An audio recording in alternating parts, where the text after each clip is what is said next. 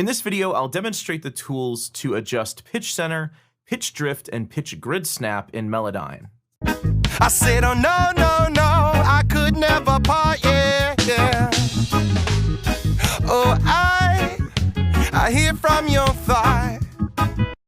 So after importing audio into Melodyne, it'll attempt to determine the key of the song based on the pitches analyzed in the vocal melody. However, if you only import a short selection like this, or if the singer is pretty flat or sharp from the intended key, Melodyne may interpret the key incorrectly. Here, there's actually a descending melody going from F sharp down to E, down to D sharp, down to C sharp, and then down to B. But you can see that he's pretty flat on a lot of these notes. So Melodyne interpreted the key as E flat minor. However, the actual key of the song is B major. So to fix this, I'll just click on B here, and then set the key to B major. Now I can just drag over a selection and open up the correct pitch macro.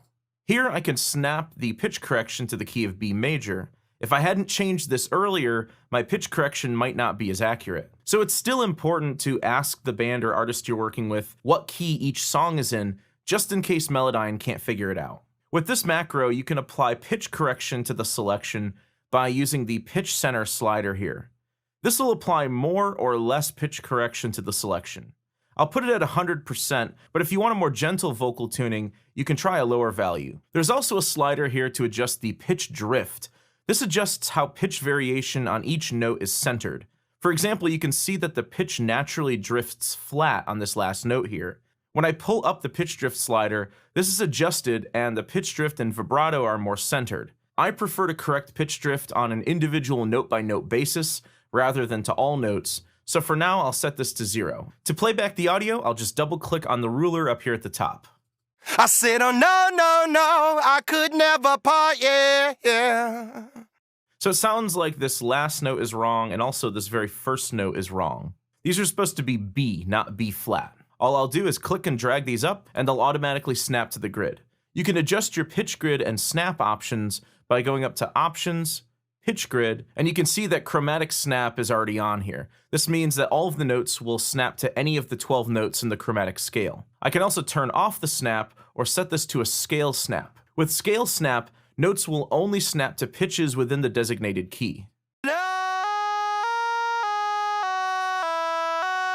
You can also bypass the pitch grid snap by holding Option while you move notes around. I'll set my pitch grid back to chromatic snap for now. I said, oh no, no, no, I could never part, yeah, yeah. So I mentioned before that this note seems to drift flat at the tail end.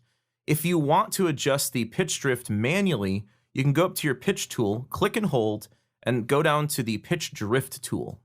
Now I can click on this note and drag down to center the vibrato and the pitch variation on the note. I said, oh no, no, no, I could never part, yeah, yeah. If I go back to the main tool and manually adjust the pitch of one of the notes, and then later I want to set this back to the pitch grid, you have to make sure to select this option that says Include Notes Fine-Tuned Manually. Then go back and readjust the pitch center to snap it to the pitch grid. So those are just the basic vocal tuning tools in Melodyne.